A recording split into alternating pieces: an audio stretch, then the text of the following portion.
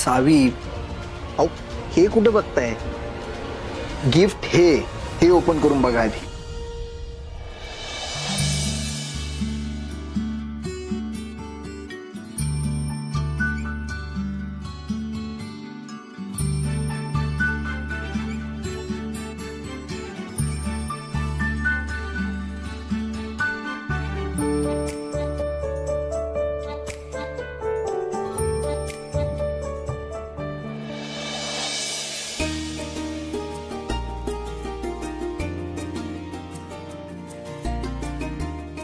मग कसं वाटलं गिफ्ट?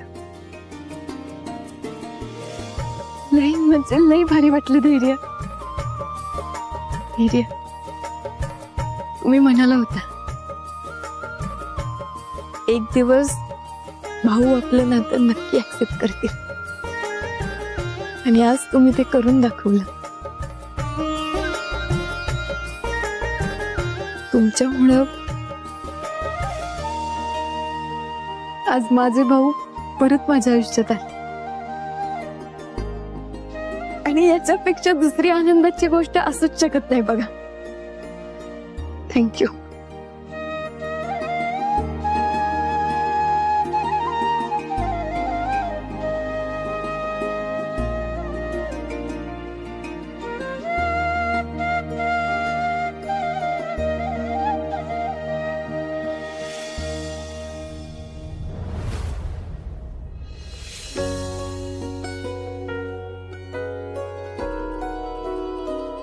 अनुराधा, काय भाऊ?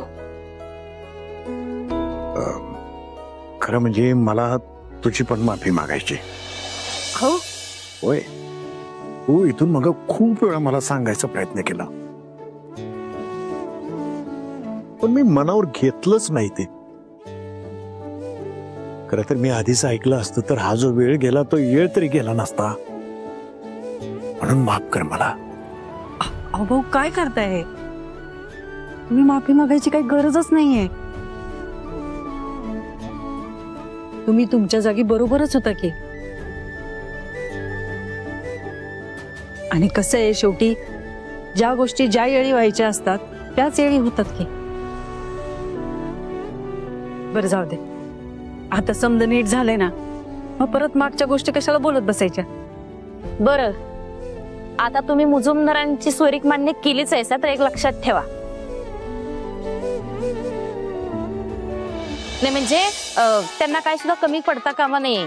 जी काय रीतभात असेल ना ती व्यवस्थित पाळूया.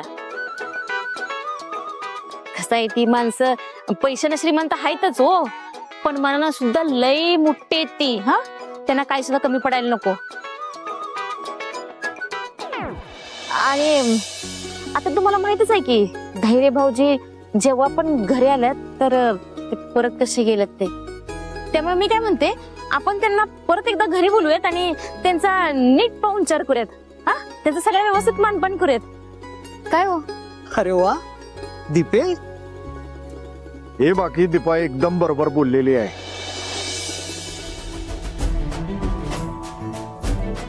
असं आहे ना, धैर्याला मात्र आपण यावेळी नीट आपल्या घरी बोलवून त्याचा व्यवस्थित पाहुणचार करायला पाहिजे. नुसतं धैर्यच नाही तर माझ्या मते त्याच्या घरातल्या सगळ्यांना आपण बोलवूयात आणि नीट पाहुणचार करूयात. सावीचं सुद्धा माहेर पण नीटपणे करायला पाहिजे. आपल्याला तर काही तिच्या लग्नाला जाता आलं नाही. तिचं माहेर पण राहिलंय, ते लग्नातली हौस मौज राहिली आहे. त्या सगळ्या गोष्टी आता नीटपणे आपण करूया, नाही? मग भाऊ, आपण 5 परतवणीचा कार्यक्रम हो पण होणार. सगळे कार्यक्रम मी व्यवस्थित करणार आहे आता, पण त्याच्या आधी जरा व्यवस्थित नियोजन करूया, म्हणजे सगळे कार्यक्रम व्यवस्थित करता येतील. काय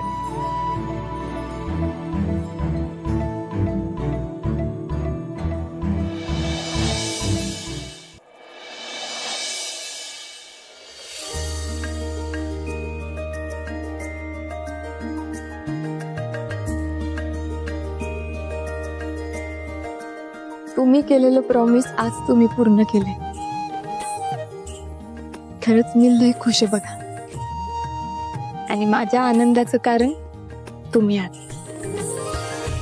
थँक्यू धैर्य, खरंच थँक्यू. सावी अहो बस, अजून किती थँक्यू म्हणणार आहात. खरं तर तुमच्या चेहऱ्यावर हा आनंद बघण्यासाठीच मी हे सगळं केलं. माझं एका गोड मुलीशी लग्न झालं, पण लग्न झाल्यानंतर त्या मुलीचं गोड हसू कुठेतरी गायबच झालं होतं की. पण आज मी ते हसू परत आणू शकलो.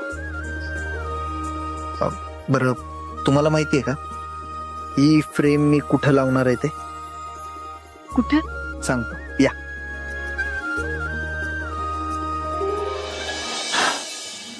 इथं लावणार. सावी, सकाळी सकाळी झोपेतून उठल्यावर मला इन्स्पिरेशन देणारी माझ्या बायकोची गोड स्माईल आणि माझे गुरु, आदराचं स्थान असलेले भाऊ यांचा चेहरा बघून, यांचं दर्शन घेऊनच माझ्या दिवसाची सुरुवात झाली पाहिजे. सावी, मला तुमच्या साथीनं भाऊंनी दाखवलेल्या मार्गावर चालायचंय. सो ही फ्रेम इथंच लागणार. इथं आणा इकडे.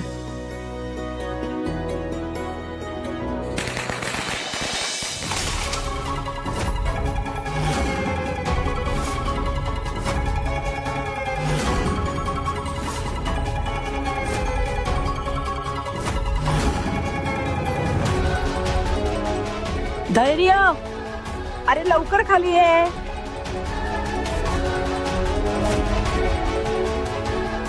सॉरी. सावी, इट्स ओके, काही हरकत नाही. आधी आपण खाली जाऊन बघू. चला सावकाश.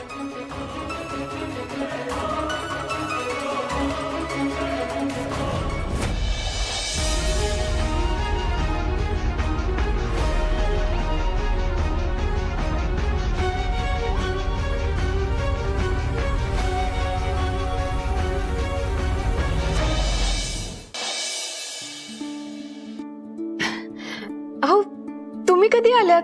आत्ताच, म्हणजे थोडाच वेळ झाला येऊन. घरी सगळं ठीक आहे ना? हो म्हणजे चल, तुम्ही इथं गप्पा मारत काय बसलाय?